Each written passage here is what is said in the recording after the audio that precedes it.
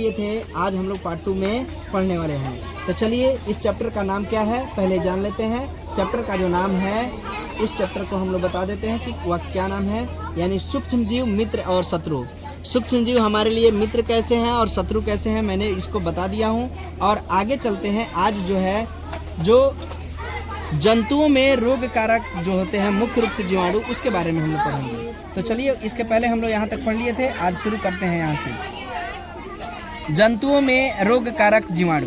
कह रहे कि अनेक सूक्ष्म जीव केवल मनुष्य एवं पौधों में ही रोग का कारक नहीं है, वरन वह दूसरे जंतुओं में भी रोग का कारण होते हैं।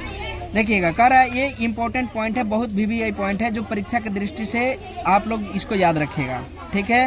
हो सके तो नोटबुक में इसको नोट भी कर लेंगे ताकि काफ़ी इंपॉर्टेंट क्वेश्चन है। रॉबर्ट कोच ने सन 1876 में बैसिलस एंथ्रेसिस नामक जीवाणु की खोज की थी जो एंथ्रेक्स रोग का कारक है। एंथ्रेक्स रोग जो होता है, मैं बताते चलूँ कि एंथ्रेक्स जो रोग होता है ये मनुष्य और मवेशियों में होने वाला रोग है। तो चलिए साथी आगे हम लोग पढ़ते हैं, समझ लेंगे। करक उत्पन्न करते हैं, उदाहरण के लिए एंथ्रेक्स मनुष्य एवं मवेशियों में होने वाला भयानक रोग है जो कि जीवाणु द्वारा होता है। एंथ्रेक्स जो है वो किसके द्वारा होता है, जीवाणु जनित ही रोग है, जबकि ये होता किस में है, मनुष्य में और मवेशी में होता है।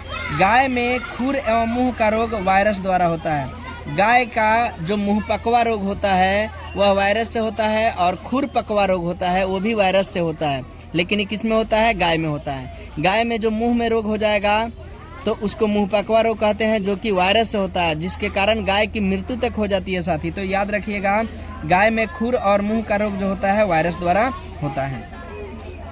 आगे हम लोग समझेंगे पौधों में रोग उत्पन्न करने वाले सूक्ष्म जीव। अनेक सूक्ष्म जीव गेहूँ, चावल, आलू, गन्ना, संतरा, सेब इत्यादि पौधों में रोग का कारक है। रोग के कारण फसल की उपज में कमी आ जाती है। तालिका 2.2 में कुछ पादप रोग दर्शाए गए हैं। कुछ रसायन का प्रयोग करके इन सूक्ष्म जीवों पर नियंत्रण किया जा सकता है। साथ ही मैं बता दूं कि किसान जो है अपने खेतों में फसल लगाता है, लेकिन बहुत सारे सूक्ष्म जीव हैं जैसे कि जीवाणु, कवक, वायरस, ये सब मिल करके आपके धान के फसल, चावल के फसल, गेहूं के, आलू के, गन्ना के, संतरे के, सेब के फसल में, नींबू के फसल में, इन तरह के फसलों में कुछ बीमारी का कारक बनते हैं। तो चलिए हम लोग समझते हैं सूक्ष्म जीवों द्वारा पौधों में होने वाला कुछ सामान्य रोग। एक तरफ दिया है पादप रोग, एक तरफ दिया है सूक्ष्म जीव और दूसरा संचरण का तरीका। तो देखिए, नींबू में कैंकर रोग। नींबू का कैंकर रोग जो होता है किसके द्वारा होता है, जीवाणु के द्वारा होता है। और संचरण का तरीका क्या है, तो वायु है, वायु के माध्यम से फैल जाएगा। अगला क्वेश्चन है गेहूं की रस्ट। गेहूं की रस्ट रोग जो होता है एक कवक से होता है साथी, कवक से होता है। कल ही मैंने बताया था कवक से होने वाला रोग। कवक से होने वाला रोग का ट्रिक क्या है, तो गंजा दमाद खाए फ्रूट। गंजा दमाद खाए फ्रूट। ग से होता है गंजापन, क्या होता है जी, गंजापन। द से होता है दाद, गंजा दमाद दाद। ख से होता है खाज, दाद, गंजापन, दाद, खाज। उसके बाद होता है, ट्रिक भी लिख देता हूँ, गंजा दमाद खाए फ्रूट। ग से होता है गंजापन, गंजापन। द से दाद। म से दम्मा से होता है दाद, चाहे दम्मा भी होता है साथी, क्या होता है, दम्मा भी होता है। और द से हो जाता है दाद। ख से होता है खाज। ए से होता है एथलीट फूड, क्या होता है, एथलीट फूड। ये भी एक बीमारी है जो कि कवक से होने वाला रोग है, तो इसको भी याद रखिएगा। गेहूं का रस्ट रोग भी कवक से होने वाला है। संचरण का तरीका क्या है, वायु और बीज है। भिंडी की पित्त रोग जो होता है वायरस के कारण होता है, और इसका संचरण का तरीका कीट है। कीट एक दूसरे से सूक्ष्म जीवों को फैला देते हैं। कीट तो सबसे बड़ा सूक्ष्म जीवों को फैलाने का कारण बनते हैं। चलिए आगे हम लोग पढ़ेंगे खाद्य विषाक्तता, फूड पॉइजनिंग, यानी जो भोजन पॉइजनिंग, भोजन जो विषाक्त हो जाता है, फूड पॉइजनिंग हो जाता है, यानी भोजन खराब हो जाता है, उसको अगर हम खा लेते हैं तो उसमें क्या होता है, फूड पॉइजनिंग बोलते हैं उसको। क्या बोलते हैं, फूड पॉइजनिंग। फूड पॉइजनिंग से इंसान की मृत्यु तक हो जाती है, जानवरों की मृत्यु भी हो जाती है। अभी हाल ही में एक बेतिया रेलवे स्टेशन पे एक भिखारी का मौत हुआ था, आप लोग को पता ही होगा। जो फूड पॉइजनिंग का शिकार हो गया था। जब भी उसका जांच हुआ था फूड पॉइजनिंग के कारण ही उसकी मृत्यु हुई थी। चलिए कमेंट बॉक्स में उसका नाम भी बताइएगा आप लोग। चलिए कह रहा है कि बूझो कि एक मित्र ने उससे एक पार्टी में आमंत्रित किया, वहाँ उसने अनेक प्रकार के व्यंजन खाए। घर आने पर उसे वामन का मतलब हो गया उल्टी होने लगी। उसे अस्पताल ले जाया गया। डॉक्टर ने बताया कि यह खाद्य विषाक्तता का कारण होने वाली स्थिति है, यानी खराब भोजन खाने के स्थिति में ये हो गया है। पहेली देखती है क्या कर रही है। पहेली को आश्चर्य होता है कि भोजन विष कैसे बन सकता है, यानी भोजन जहरीला कैसे बन सकता है। साथ ही आप ही बताइए कि भोजन जहरीला कैसे नहीं बन सकता है। जब भोजन को हम बना करके काफ़ी दिनों तक छोड़ देते हैं तो उसमें बहुत सारे सूक्ष्म जीव जो होते हैं जन्म ले लेते हैं, जिसके कारण भोजन को अगर कोई जानवर को खिला दे या कोई मनुष्य को खिला दे तो उसमें बहुत सारे सूक्ष्म जीव को खा जाएंगे, और सूक्ष्म जीव को खाएंगे तो शरीर को तो नष्ट करेगा, जिसके कारण हम लोग की मृत्यु तक हो जाती है। आइए, सूक्ष्म जीवों द्वारा संदूषित भोजन करने से खाद्य विषाक्तता हो सकता है। हमारे भोजन में उत्पन्न होने वाले सूक्ष्म जीव कभी कभी विषैले पदार्थ उत्पन्न करते हैं। यह भोजन को विषाक्त बना देते हैं, जिसके सेवन से व्यक्ति को भयंकर रोगी हो सकता है अथवा कभी कभी उसकी मृत्यु भी हो सकती है। तो फूड पॉइजनिंग से इंसान का क्या हो सकता है, डेथ भी हो सकता है, याद रखिएगा। आप अपने घर में इस तरह के भोजन को बच्चों को खिलाने से या खुद अपने प्रयोग में लाने से बचना चाहिए, और भोजन को उचित बर्तन से उसको ढक करके अच्छा से रखना चाहिए। चलिए, अतः यह आवश्यक है कि हम भोजन को संदूषित होने से बचाएं। अब हम लोग पढ़ेंगे खाद्य परिरक्षण। खाद्य परिरक्षण का मतलब होता है खाद्य जो भोजन होता है उसको कैसे हम लोग संरक्षित करें, यानी उसका संरक्षण करें। कि अध्याय 1 में हमने खाद्य बीजों के परिरक्षण एवं भंडारण के उपयोग के विषय में पढ़ा था। यानी हम लोग पढ़े थे कि भोजन को, यानी जो अन्न होता है, बीज होता है, उसका भंडारण कैसे किया जाए, और इसमें हम लोग पढ़ेंगे खाद्य परिरक्षण यानी भोजन के परिरक्षण। हम पके हुए भोजन का घर में परिरक्षण किस प्रकार कर सकते हैं। आप जानते हैं कि खुले एवं नम स्थान पर रखी ब्रेड पर कवक, आप लोग बताइएगा कि कवक की कोशिका भित्ति किसकी बनी होती है। तो कवक की कोशिका भित्ति काइटिन की बनी होती है। किसकी बनी होती है, काइटिन की बनी होती है। और कवक और शैवाल जो होते हैं, कवक प्लस में शैवाल ये मिलकर के क्या बनाते हैं, कवक और शैवाल जो मिलकर के क्या बनाते हैं, तो यह सहजीवी संबंध बनाते हैं। क्या बनाते हैं, सहजीवी संबंध बनाते हैं। और सहजीवी संबंध जो बनाते हैं, यह जो होता है कवक और शैवाल सहजीविता का संबंध इसलिए हो जाता है कि कवक इसको क्या करता है, आवास दे देता है। क्या देता है, आवास। और शैवाल इसको क्या करता है, क्लोरोफिल दे करके इसको भोजन बना देता है, जिससे इसमें सहजीवी का मतलब होता है एक दूसरे की मित्रवत व्यवहार। जैसे आप हमारा हेल्प किए तो हम भी आपका हेल्प करेंगे, यही होता है सहजीविता। तो इसमें कवक जो होता है ये इसको आवास दे दिया और शैवाल इसको क्लोरोफिल से भोजन बना दिया। कवक और शैवाल जो होता है सहजीवी। और सहजीवी पौधा कहाँ उगेगा, ये जो होता है जहाँ पे वायु प्रदूषण कम होता है, जहाँ पे वायु प्रदूषण बहुत कम है, जहाँ पे वायु प्रदूषण नाम मात्र के बराबर है, वहीं पे कवक और शैवाल का सहजीविता संबंध देखने को मिलता है। तो चलिए आगे हम लोग पढ़ते हैं। आक्रमण कर देते हैं। सूक्ष्म जीव हमारे भोजन को संदूषित कर देते हैं। संदूषित भोजन से दुर्गंध आने लगती है, इसका स्वाद भी खराब हो जाता है।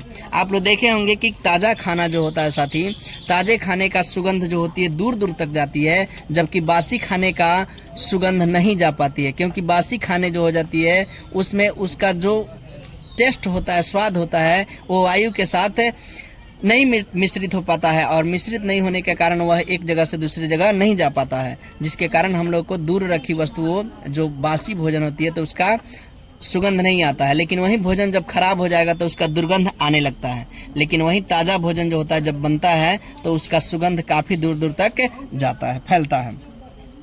तथा रंग रूप में भी परिवर्तन आ सकता है। क्या भोजन का संदूषण एक रासायनिक अभिक्रिया है। आइए, पहेली ने कुछ आम खरीदे। रासायनिक अभिक्रिया का मतलब क्या होता है, जिसका प्रयोग हम कर रहे हैं तो वो अपने एक रूप से दूसरे रूप में कन्वर्ट हो जा रही है, यानी अपने दूसरे रूप को धारण करना ही रासायनिक अभिक्रिया कहलाता है। जैसे लोहे में जंग लगना, तो लोहे में जंग लग गया तो जंग लगने पर लोहे का खराब कर दिया, यानी दूसरा रूप ले लिया। फिर लोहे को हम लोग जंग को फिर लोहे के रूप में नहीं ला सकते हैं।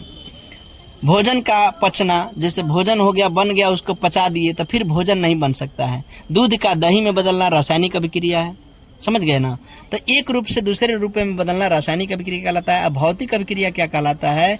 जो एक रूप से दूसरे रूप में चेंज हो जाए, फिर पुनः अपने पुरानी अवस्था में आ जाए, उसे क्या कहते हैं? भौतिक परिवर्तन कहते हैं। जैसे बर्फ का पानी बनना, फिर पानी से हम लोग बर्फ बना सकते हैं कि नहीं बना सकते हैं? तो ये होता है भौतिक परिवर्तन, जो एक रूप से दूसरे रूप में और दूसरे रूप से फिर पुनः अपने रूप में आ जाए, उसको क्या कहेंगे? भौतिक। और जो पहले अवस्था से दूसरे अवस्था में चले जाए, फिर दूसरे से नहीं आए, तो उसको क्या कहेंगे? रासायनिक। जैसे दूध से दही बनना, दही बन गया तो उसको फिर दूध बना सकते हैं? नहीं बना सकते हैं। चलिए, तो ये भोजन का संदूषण एक रासायनिक अभिक्रिया है। यस, यहाँ पे लिख देंगे रासायनिक अभिक्रिया, क्योंकि भोजन संदूषित हो सकता है तो फिर आपको उससे ताज़ा भोजन नहीं मिल सकता है। तो ये क्या है? हाँ, इसका आंसर क्या होगा? हाँ है पहली। कुछ आम खरीदे परंतु कुछ दिनों तक वह नहीं खा पाई, बाद में उसने देखा कि वह सड़ गए। क्या हो गए? सड़ गए। परंतु वह जानती है कि उसकी दादी द्वारा बनाया गया आम का अचार काफ़ी समय तक संदूषित नहीं होता है। यानी आम का अचार जो है वो खाद्य परिरक्षण का बहुत बेहतरीन तरीका से किया जाता है, क्योंकि उसमें नमक मिलाया जाता है, तेल मिलाया जाता है, और नमक मिला देने से उसमें जो जीवाणु की क्षमता होती है वो नष्ट हो जाती है, उसको सुखा देता है, पानी की मात्रा को खत्म कर देता है, जिसकी वजह से वो अचार जो है काफ़ी दिनों के बाद भी आप सुरक्षित उसको रख के खा सकते हैं, लेकिन आम को नहीं। तो ये लड़की जो थी पहेली, वो क्या कह रही है कि दादी द्वारा बनाया गया आम का अचार काफ़ी समय तक संदूषित नहीं होता है। वह भ्रमित है, मतलब उसको समझ में नहीं आ रहा है कि आखिर वो अचार जो है इतना पुराना है और आम मैंने 2-4 दिन ले आकर रखी तो खराब हो गया। आइए हम खाद्य परीक्षण के बारे में कुछ और जानकारियाँ एकत्रित करते हैं, जो कि आपके बुक के माध्यम से। सामान्य तरीकों का अध्ययन करें जिनका उपयोग हम अपने घरों में करते हैं। हमें इन्हें सूक्ष्म जीवों द्वारा बचाव के उपाय करना चाहिए। करें कि रासायनिक उपाय। कौन उपाय? रासायनिक उपाय। नमक एवं खाद्य तेल का उपयोग सूक्ष्म जीवों की वृद्धि रोकने के लिए सामान्य रूप में किया जाता है, अतः इन्हें परिरक्षक कहते हैं। क्या कहते हैं? परिरक्षक। नमक एवं खाद्य तेल, यानी खाने वाला तेल और नमक से हम लोग किसी खाद्य पदार्थ को परिरक्षित कर सकते हैं, सुरक्षित रख सकते हैं काफ़ी दिनों तक। जैसे आपके घर में आपकी दादी माँ अचार बनाती है, लेकिन वही अचार आप कितने दिनों के बाद 2-2 साल 3-3 साल पुराना खा लेते हैं, आपको कोई बीमारी नहीं होती है। तो इसका मतलब है कि वो पूर्ण रूप से नमक और खाद्य तेल से सुरक्षित किया गया है ना। आप लोग चिप्स के थैली में देखे होंगे, चिप्स काफ़ी दिनों का पुराना हो जाता है, उसको भी आप लोग खा लेते हैं, क्योंकि उस चिप्स में नाइट्रोजन गैस उसके थैली में भर करके आपके पास तक पहुंचाया जाता है। अगर उस थैली में से नाइट्रोजन गैस को निकाल दिया जाए तो वो भी ख़राब हो जाएगा, है कि नहीं है? तो इन सभी चीज़ों को भी आपको ख्याल रखना है। कभी भी मार्केट से ख़रीदते समय चिप्स और कुरकुरे का पैकेट अगर उसका एयर उसमें नहीं है तो आप उसको ना लें, क्योंकि वो भी विषाक्त हो गया रहेगा, यानी वो भी खराब हो चुका होगा। हम नमक अथवा खाद्य अम्ल का प्रयोग अचार बनाने में करते हैं, जिससे सूक्ष्म जीवों की वृद्धि नहीं होती है। नमक तो ऐसे नमक में कहा जाता है, नमक तो एक सत्य है जिसमें नमक में कभी आज तक कीड़े नहीं लगे हैं, है ना। मीठा तो मीठा ही है, जो मीठा बोलता है बहुत खतरनाक होता है, क्योंकि मीठा में बहुत ज़्यादा जीवाणु लग जाते हैं। और जो खर्रा बोलता है, यानी खर्रा मतलब नमकीन, उसकी बातों में भले आपको उतना ही देर तक नमकीन लगेगा, तीखा लगेगा, लेकिन वो सत्य है। तो आप सत्य को समझिए, मीठा लोगों से दूर रहिए। सोडियम बेंजोएट जो होता है, सोडियम बेंजोएट तथा सोडियम मेटाबाइल सल्फाइड सामान्य परिरक्षक है, इसको भी याद रखिएगा। सोडियम बेंजोएट जो होता है खाद्य परिरक्षक के रूप में रसायन प्रयोग किया जाता है, और सोडियम मेटाबाइल सल्फेट जैम एवं स्क्वैश बनाने में इन रसायनों का उपयोग कर संदूषित होने से बचाया जाता है। यानी जैम जेली जो बनता है, स्क्वैश बनता है, तो उसमें क्या चीज़ का? इसी सोडियम बेंजोएट और सोडियम मेटाबाइसल्फाइड का प्रयोग किया जाता है। आइए अब हम लोग पढ़ते हैं नमक द्वारा परिरक्षण। नमक से कैसे किसी खाद्य पदार्थ को सुरक्षित रखेंगे उसके बारे में जानें। करें कि सामान्य नमक का उपयोग हम लोग मांस और मछली। नमक का सूत्र साथी क्या होता है? तो NaCl होता है। क्या होता है? NaCl। इसको कहते हैं सोडियम क्लोराइड। क्या कहते हैं? Sodium chloride. जो सूत्र होता है Na और Cl होता है। मांस और मछली के परिरक्षण के लिए काफ़ी लंबे अरसे से किया जा रहा है। जीवाणु की वृद्धि रोकने के लिए मांस तथा मछली को सूखे नमक से ढक देते हैं। साथ ही आप लोग देखे होंगे रेलवे स्टेशनों पे जो मछली या मांस को तार देता है, यानी तेल में उबाल देता है, तेल में छानने के बाद उस पर नमक का लेयर चढ़ा कर रख देता है, जिससे सूखा रहेगा। खुश रहिए।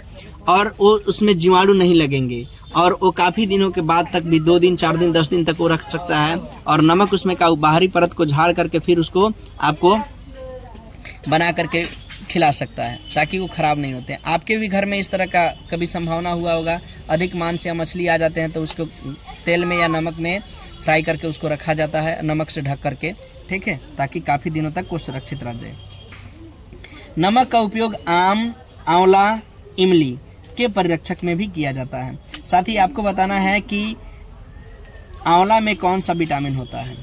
आंवला में कौन सा विटामिन होता है, तो आंवला में एस्कॉर्बिक नामक अम्ल पाया जाता है। अम्ल में विटामिन सी जो होता है, इसमें विटामिन सी मिलता है, और अम्ल जो होता है एस्कॉर्बिक अम्ल होता है। आंवला में एस्कॉर्बिक अम्ल, इमली में टार्ट्रिक अम्ल। कौन सा अम्ल होता है? टार्ट्रिक अम्ल।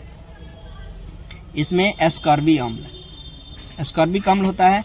आम में कौन सा विटामिन होता है? तो विटामिन ए होता है। आम में कौन सा विटामिन होता है? तो विटामिन ए होता है आम में, ठीक है।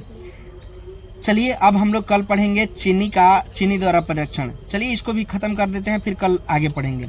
जैम, जेली, स्क्वैश का परिरक्षण चीनी द्वारा किया जाता है। चीनी का सूत्र क्या होता है? C12, H22 और O11। ये चीनी का रासायनिक सूत्र होता है। C12, H22, O11 चीनी का रासायनिक सूत्र होता है, याद रखिएगा। करा कि चीनी के प्रयोग द्वारा खाद्य पदार्थों की नमी में कमी आती है, संदूषण करने वाले जीवाणु की वृद्धि को नियंत्रित करता है, इसको भी क्या करता है? रोकता है। यानी चीनी के द्वारा भी हम लोग जैम, जेली, स्क्वैश का परीक्षण कर सकते हैं। और चीनी का रासायनिक सूत्र क्या होता है? C12, H22, O11। चलिए बाकी हम लोग नेक्स्ट क्लास में इसका पार्ट नंबर 3 करेंगे, तो उसमें हम लोग समझेंगे। ओके साथी, थैंक यू।